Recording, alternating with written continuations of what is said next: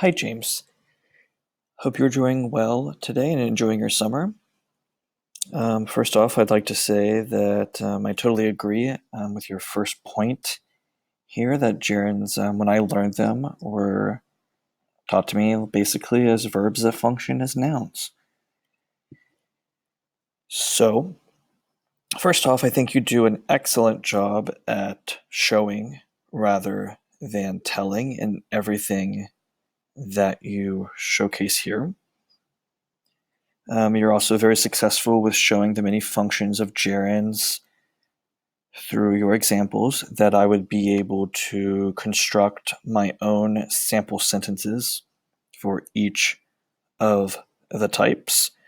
So again, I think you do a good job at the 3 points that you try to make here that you demonstrate throughout your iconograph. So good job there.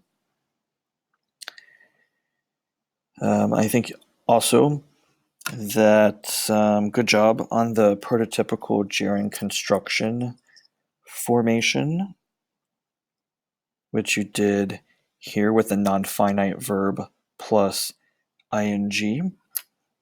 I would suggest, though, over here to add another example,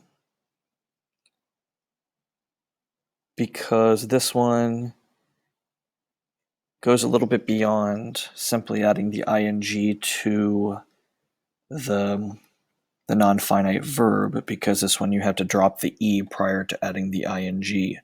So maybe adding something like sing to where you could show sing plus the ing to make singing, to show an example where there's not a spelling change from the verb. But other than that, really good job there. Understand the prototypical gerund construction from what you showed us on this portion of your iconograph. For the forms of gerunds, really good job at demonstrating what each of these look like, as well as defining what a simple gerund is and what a perfect gerund is.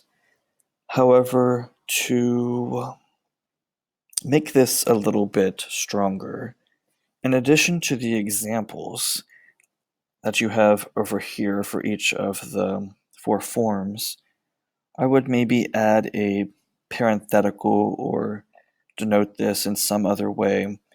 The form like you did with non-finite verb plus ing. Doing that, in my opinion, would help demonstrate how you construct a gerund beyond that of the simple gerund that you've already talked about. But again, good job here. I think that my suggestions would make this particular part of your iconograph stronger. Down here,